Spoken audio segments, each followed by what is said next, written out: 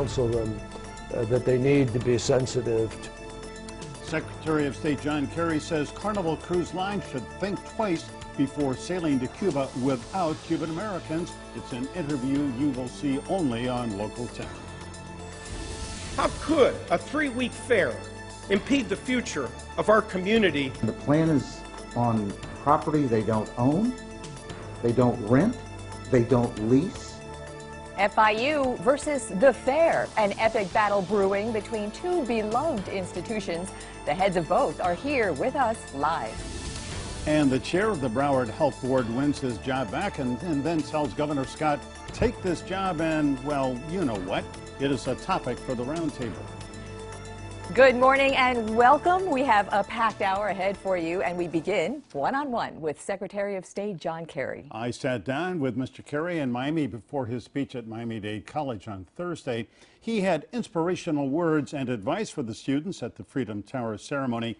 He said, embrace diversity and the American dream. Don't listen to any naysayers and prophets of doom who say things like they want to make America great again. The name Trump was never spoken by Kerry, but it was clear that's who he was talking about.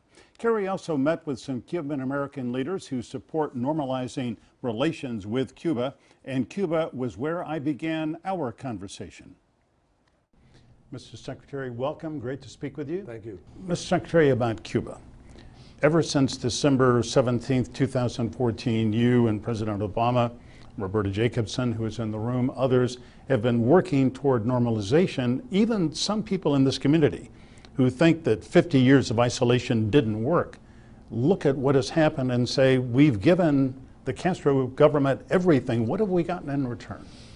We haven't given them everything. In fact, we really haven't given them anything per se, because we have ended a silence that I think strengthened them. Their ability to be able to use the United States as the whipping boy and always say, well, we can't do this and that because we have to continue this great glorious fight against the United States, right, is over. We're ready to normalize. We want a normal relationship. We want them to behave normally in the process.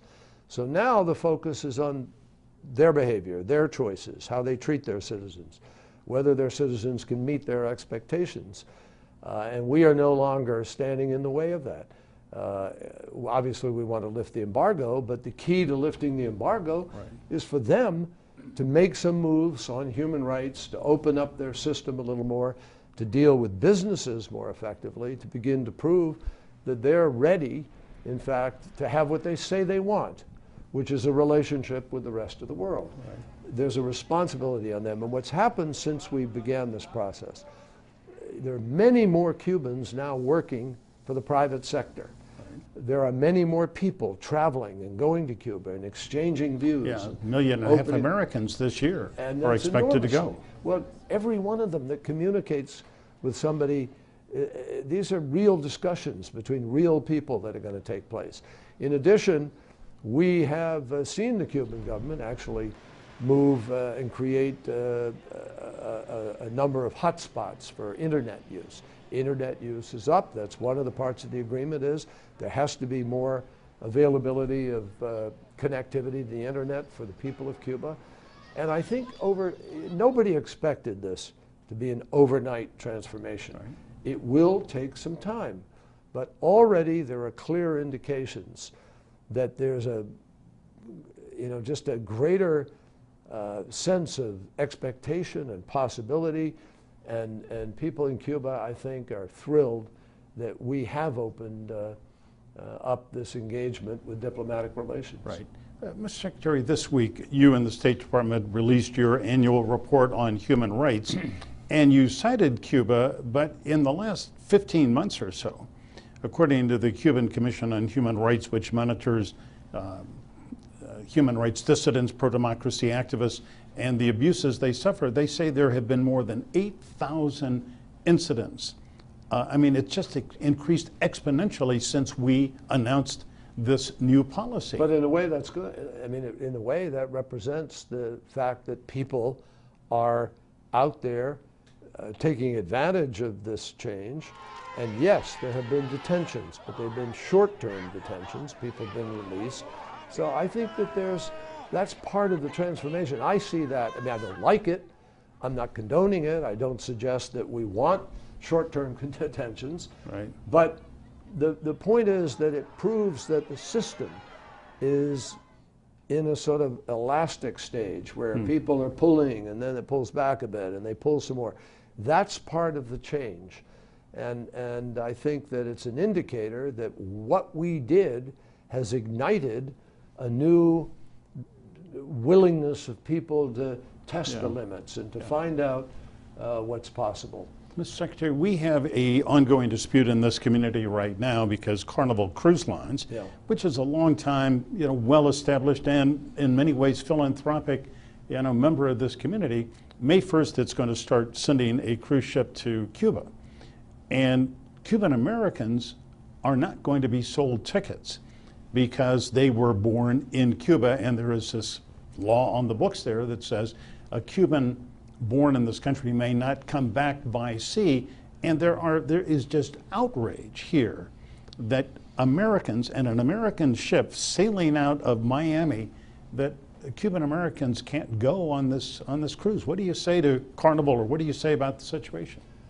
Well, I know the folks who own Carnival, and I have great respect, and you're right. They are indeed philanthropic, and they've built a tremendous business. Right. They own a great basketball team, too. Among many other things. But I would counsel them that they need to be sensitive to the fact of discrimination, and they should not embrace a policy that is Cuban, which winds up discriminating against Americans. Right. There should be no policy in Cuba that prevents somebody by identity, in terms of their nationality, to not be able to travel if they are appropriately visaed and licensed by their country or passported by their country to travel. So I would urge them to stand up to this. If Cuba wants cruise ships coming in, and Cuba wants to join the world, and Cuba wants to do business with the world, it needs to recognize it's going to not be able to force its law on everybody else. Right. It's going to have to recognize the global standard, and the global standard is not to discriminate on the basis of nationality. Mr. Secretary, April 24th, Haiti has scheduled a presidential election. The State Department, the U.S. government has already spent roughly, $30 million to help hold this election. If that election is postponed, what do you say? What will you do? Well, I think the key is whether or not it is real that the postponement would be for the minimal period of time and that you will have the election. I think it's clear it's going to be very difficult by the 24th and then subsequently for the May date for the runoff. So, but we now have a prime minister. We're beginning to move in the direction of getting the government going. Yeah, not an elected prime minister. That's correct. It's a transitional situation. And we've been very involved in trying to work this in order to get a government that is legitimate, that is elected by the people. I think that there's a shot here to do that. We don't want to cut off our nose to spite our face, obviously. We really need to see if we can make something come together. But there is a limit. Let me be crystal clear. The Haitian players, the so-called leaders, need to understand there is a clear limit to the patience and willingness of the international community to condone this process of delay. And the people of Haiti deserve an elected government, and they deserve it now. So it's very important that whatever we do has a very clear and absolutely unchangeable outcome. Mr. Secretary, I must ask you about the situation with Israel. We have a large Jewish community, as you know, in South Florida, and a lot of others, like myself, who care deeply about Israel and its future. Let me just ask you, I mean, this is something where you've worked time and years on the Middle East. Will there ever be a two-state solution? Well, I believe in the two-state solution. I believe not only that it can happen, I believe it is essential, and it is the only solution in terms of the region, because if you don't have a two-state solution, you have the impossible situation of a unitary state, which by definition cannot be a Jewish state, which Israel wants, and cannot be a democracy fully, because it'll be very difficult to divide the rights without establishing what the Palestinians want, which is a state. Right. So you will have constant conflict. If you want to end the conflict, and I do, and I think most people do, you've got to wind up with a negotiation that establishes the two states, meets Israel's... Are there parties who can... Let me just finish, because it's very important. Me. Just that meets Israel's security needs. Israel has legitimate, real security needs. Right. And the Palestinians need to understand that. I believe there is a way to satisfy Israel's capacity to defend itself by itself, to be able to be protected, and to even have an eventuality that protects them against a deterioration in the West Bank or in the region, but still to move forward with a political horizon about a state. And I talk frequently with the Prime Minister, who's a friend, and we've dealt with each other for a long time. I urge him to try to move in that direction, and they must stop the settlements that are stealing this ability to be able to move to the two-state solution. Secretary, great to speak with you, sir. My pleasure. Thank you very much. Good to be with you. Thank you very much. Thank you very much. Thanks. Thank you. All right. And up next, a years-long fight over public parkland ramped up this week. Florida International University wants to expand, but the Miami-Dade County Youth Fair has all the rights to the land. The men at the top are here to make their case. Next. A neighborly relationship between two beloved South Florida institutions is now getting nasty. And testy. Florida International University wants to expand its main Southwest Miami-Dade campus onto property that is currently occupied by the Youth Fair. But the fair has a long-term lease and the rights to that land. This week, FIU unveiled plans for a state-of-the-art engineering building on 64 acres of neighboring Tamiami Park. But that particular land now is under lease as fairgrounds for the next 70 years. This week, FIU President Mark Rosenberg took it to the Court of Public Opinion. He joins us today for the debate, as does Miami-Dade Fair CEO Robert Hohenstein, who just may take it to court, period. Good morning, and thank you both for being with us today. Thank you. This is such an interesting debate and fight over a piece of land, if I may, because it's a specific piece of land, but it sets up a question of higher education versus a beloved Miami-Dade Fair. And I want to start, if I can, President Rosenberg, it's been 5 years since this has been on the table. Why this week did you decide to unveil plans to expand into land you don't yet have rights to? Glenna, thank you, and thank you to Michael. This has been a great year for FIU. We were just bumped up into Carnegie Research 1. Forbes just declared that we were the #2 best large employer to work for in the state. And just a few weeks, we're going to graduate 5,800 students. It's time that we have a more serious conversation about the opportunities lost to those same students by us not being able to expand, as the voters approved in November of 2014, 65% popular support for our FIU to expand. Let me just follow up that referendum was support for FIU to expand if the legal process was in place. Correct. So again, why? And if no Dade County taxpayer money is used to move the fair. Correct, and we've made it clear that we understand that. We want to thank our mayor, Carlos Jimenez, who has provided incredible leadership on this very difficult issue. Mayor Jimenez himself has recognized that this is a very juicy contract, and that this contract that the fair have. What do you mean, Mark? What do you mean juicy? Well, I'm using unfair? his words. It's a good sweetheart deal. It's a great deal for the fair. Right. Basically, it's a 100-year contract on a major parcel of property in the middle of Dade County that if the fair were to leave, they would have to be fully reimbursed for all their costs. Right. And and and the fair has the right to refuse any other location. All right. Well, we're all living with it. First, Bob Sure. Hohenstein, great to have you come in. Thank you. You just finished a very successful another run of the fair. What did you have? 600,000 people who came. 612,000 to All be right, exact. 612,000. It is an institution extremely popular. It's 4 weeks a year. I guess a question that Dr. Rosenberg would ask, and some would ask, is, all right, so for 4 weeks of the year and a few months to get ready, you use this land. Is this the best and highest use of this precious property in a Miami-Dade County park? Well, there's a couple things I would say. First of all, we have an exhibition business, an exposition business that runs year-round, and we host events just about every weekend on those fairgrounds. About 350,000 guests come onto the fairgrounds every year. So it's not just a fair there. It's not just the fair. Many other events, all right? Many other events. This has been portrayed, I believe, as a zero-sum game for the community. It is not a zero-sum game. The straw man, we each, FIU and the Youth Fair, have different roles in the community, and we're very proud of our role, as FIU should be proud of their role. But to consider and to continue to talk about this as a zero-sum game, where if somebody wins, somebody loses, is not going to lead to a solution.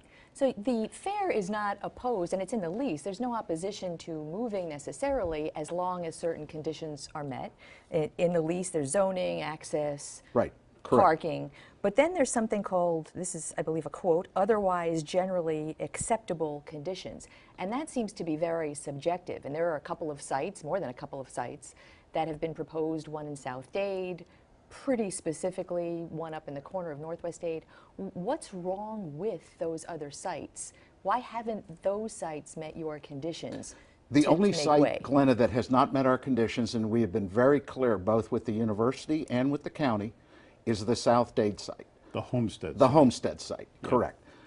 We have spent of our money over $105,000 researching that site.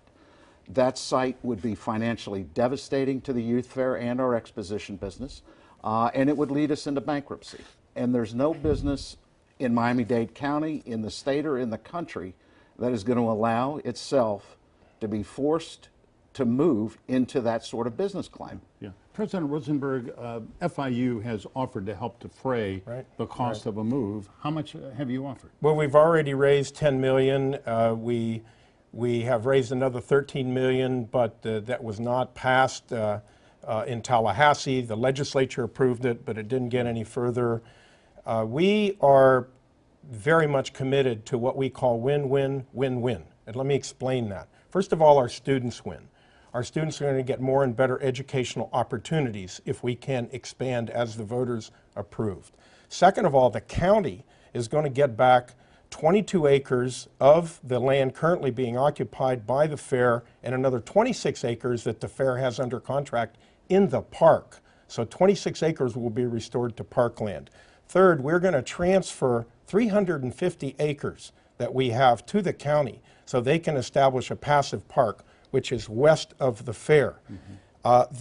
So the county wins. Homestead is a community that has approved, the commission has approved the relocation. Florida City, Cutler Bay, Michael. Why? Because jobs would be created, needed jobs would be created, aligning. People who would work for the youth fair? They would work for the youth fair, and they would work in the agriculture sector, which is the key position. So it's not zero sum, and we understand that we have to come up with the money. Now, Michael and Glenna, when we first started these conversations about moving what is now a 3-week fair, the fair responded it's going to cost $300 million.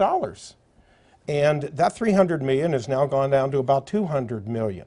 Our estimate, the Corradino Group has looked at, I'm not too sure where the fair is getting its numbers, but South Dade is the fastest growing community. They have higher per capita incomes. Mr. Hohenstein just said it would be financially disastrous for us to go to that site. It absolutely would. So what is a win if you would have to move? Where would you go that would be economically feasible? Well, first of all, this is being portrayed as a zero-sum game, and I think we're seeing that here this morning. What we have proposed in 2014, the mayor asked us to look at 3 sites. The Beacon Lake site, which is across from IKEA and the Dolphin Mall. We looked at a site a little bit west of there. It's called West Miami-Dade, which is where the Dolphin Expressway dumps into Northwest 137th. And then in conjunction with the Parks and Rec Department and a firm, an international architectural design and engineering firm, Populous, we put together, again, with the Parks and Rec Department, an option that would include a transformation of Tamiami Park. So all right, let me, Mr. Hohenstein, President Rosenberg, let's stop on that point because we're going to come back and show you at least a rendering that was part of your Populous study that shows how the park would be configured differently. But we've got to take a break here. We'll be right back.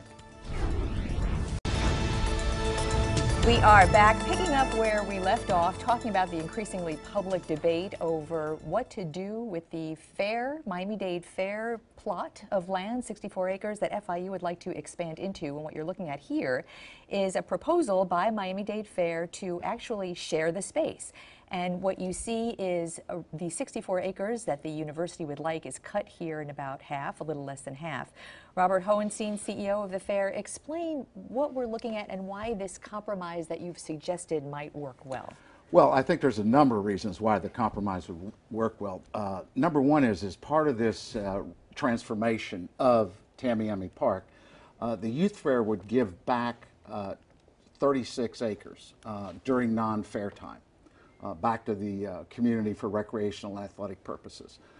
This expansion also allows FIU to expand into our current fairgrounds 30 acres worth. I guess the third reason I think it's attractive, or should be attractive, is that there's no land acquisition involved here for the taxpayers. Some of the other sites we've looked at have had land acquisition costs. And so this is something you could live with, and Mark Absolutely. Rosenberg, can FIU live with this? Well, first of all, it's a very creative approach, which we like creative approaches. So we are very concerned about several issues. First of all, I've been in Dade County since 1976. I know how sacred the parkland is, and I know how short, how limited park of land availability is in the West Dade area. So I would be concerned that the steps we would have to take to do this process would require the community once again to make a statement, and historically the community has been very concerned about giving away parkland. So that's one. Are you saying there'd have to be a referendum on changing the configuration of the fair and the land and FIU's use Wasn't of that part of the some of 2014 That's our understanding. The referendum was for FIU to move into the land that is occupied by the fair. Well, wouldn't half of that space, is half the same space, It's not be clear covered? where all of Can this happen it's without not a clear where referendum, all Bob? of the I don't fair know if- would go. I don't know if it could or not. I'm not an attorney. I can't answer that question. Yeah. It indeed may require a referendum. I just don't know. I just stated, and I'll state it once again, this plan has 36 additional acres given back to the community during non-fair time. In fact, while the fair is operating, it will give back 5 acres to the community of that park. I don't understand what the community issue would be. They're getting more parkland under this scenario. Let me ask an out-of-the-box question. There are so many universities that expand elsewhere, outside of their campus. And Miami-Dade College, or locally, Miami-Dade College, University of Florida has an outpost down here. Is there an opportunity of land elsewhere that this would make this a non-issue, where FIU could do its very important expansion? Well, I mean, you asked that question the last time, and you know, we are expanding, but as you know, with our medical school and our academic health center at the main campus, it's critical that we co-locate engineering a lot more closely. We visualize about 1,000 jobs being created with this new initiative. It's not clear to me why this would be a better plan, because we're going to turn back that 36 acres full-time to the community. And so we do worry about congestion now. And that has been an issue for FIU. The fare congestion causes public safety issues on our campus. We are not a throughway for the fare, particularly now that we have so many students living on campus. So we have concerns about student safety. We have concerns about the availability of parkland. We will look more closely at this proposal, but I think that Mr. Hohenstein is leaving out some of the process facts that are going to be very important for this being done. I haven't left out any process facts or anything of the sort. This is a clear, simple, straightforward proposal. It's an option that we put together with the Parks and Rec Department. It is not complicated. Yes, there may be a referendum. I don't know. I'm not an attorney, as I said earlier.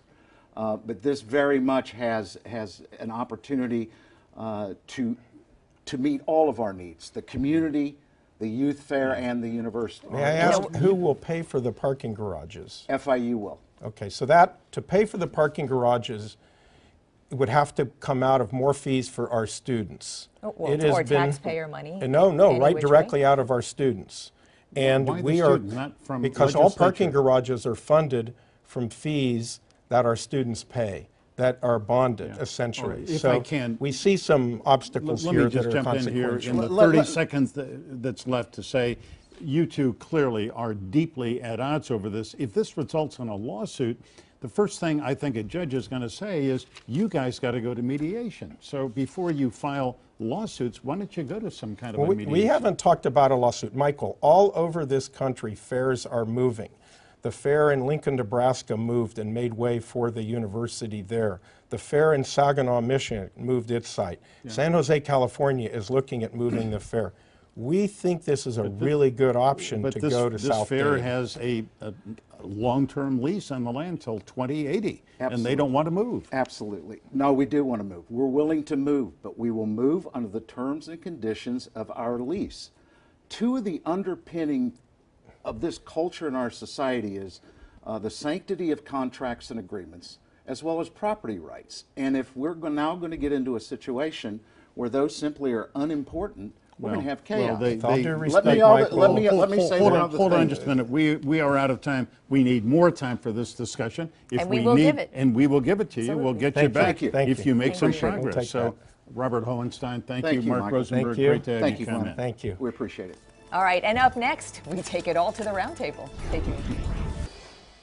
Are already dead before they killed them, because we have killed them by our neglect, by our refusing to embrace them.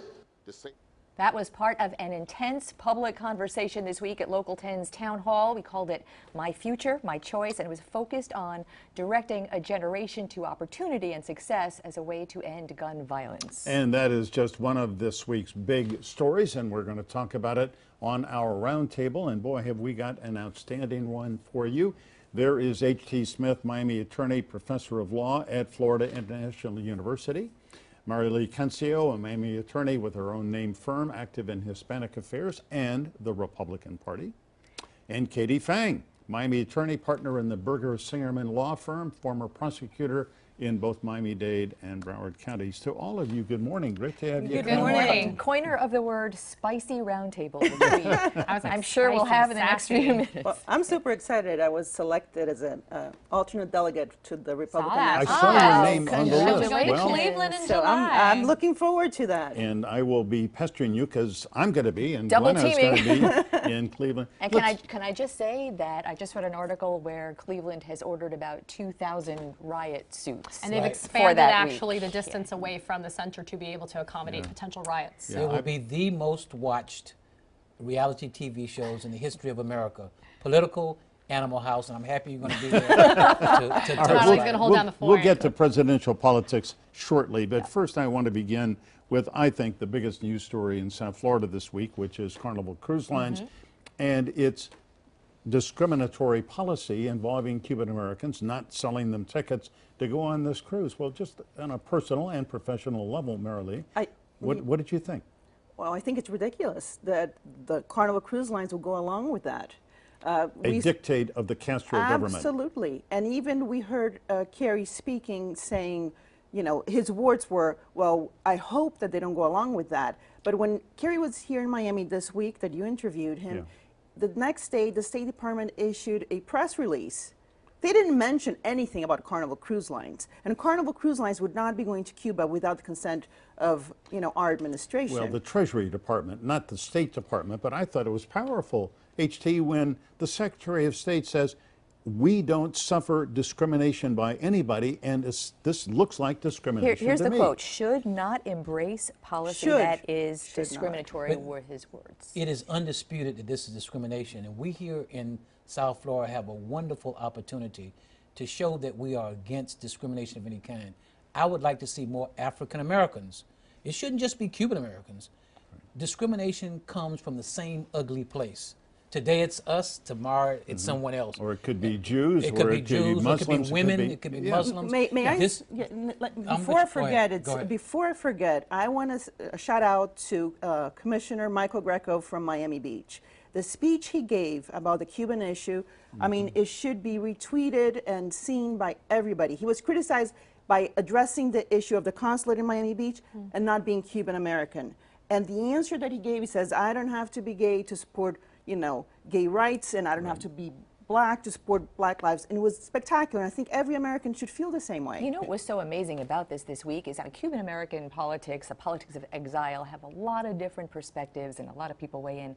There is a unified voice about this cruise to Cuba discrimination. I mean, but was this not inevitable? I mean, part of the problem is Obama has kind of set the tone where he went there without a clear human rights directive being asserted by the United States government. So no one wants to stand in the way of capitalism, because everybody knows that once you introduce and infuse capitalism into a communist government or country, it's going to make it better. But at this point in time, a federal class action lawsuit has been filed. It's going to go to the courts, and the courts are going to decide whether it's okay for Carnival Cruise Lines to pursue this policy. In the past, they've said the devil made me do it.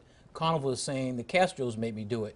We need, what we should look forward to is the fact that 3 brands that are great are being tarnished. The Carnival Cruise brand, the #1 largest cruise line in the world, the Miami Heat brand, the #1 sports franchise, and the Arison family brand.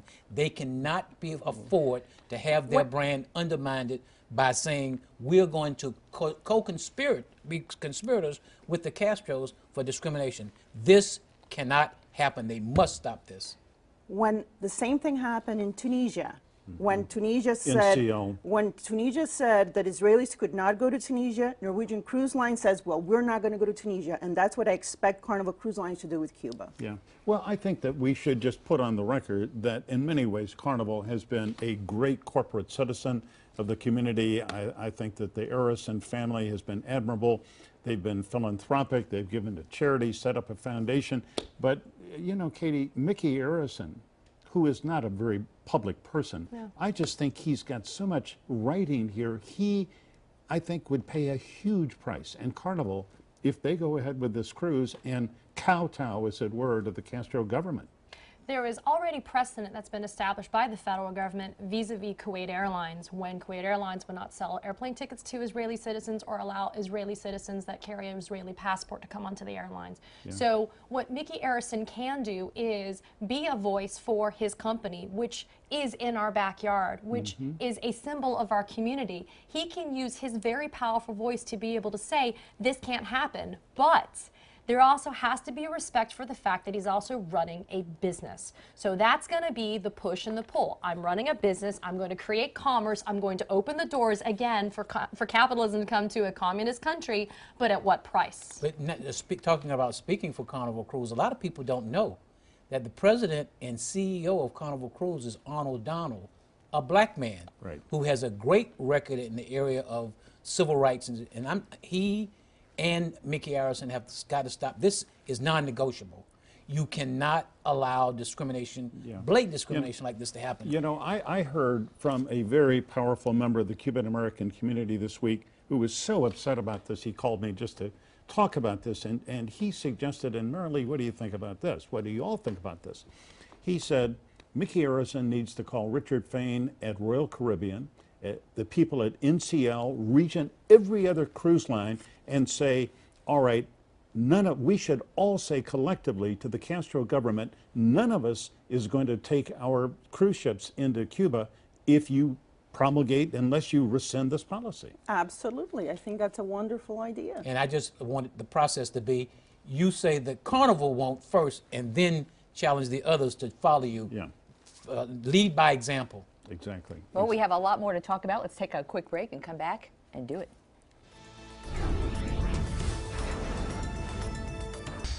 Come back live in our studio on this beautiful Sunday. We have H.T. Smith, Marilee Cancio, and Katie Fang. I want to point out that on Friday night, I'm very proud of this, Channel 10 had a town hall meeting at the Lyric Theater in Overtown, and we called it Your Future, Your Choice. And the whole point is try to encourage young kids, black kids, to make the right choices, to not pick up a gun, and to point out alternatives to them. And I mean, there you have some pictures. You see these young men. I love the white shirts and the red ties. They're part of the 5,000 Role Models of Excellence program. We had a shot of T. Willard Fair of the Urban League there. But many, many leaders, men, women, kids, spoke, I thought, so impressively, HT. I mean, this is a concern for the community, the entire community. I was born 2 blocks from where you met, the Lyric Center.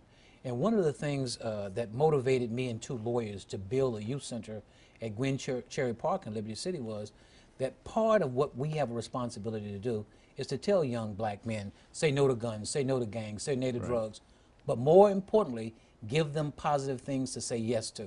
So we built a youth center, so every day they have homework assistants and 50 computers and I've Wi-Fi. been to that center. It's a marvelous place. And it so, really is. and we need a holistic approach. Everybody's got to buy in to the approach that will help these kids see that their life have value, and to see that they have positive things to do that people do all over.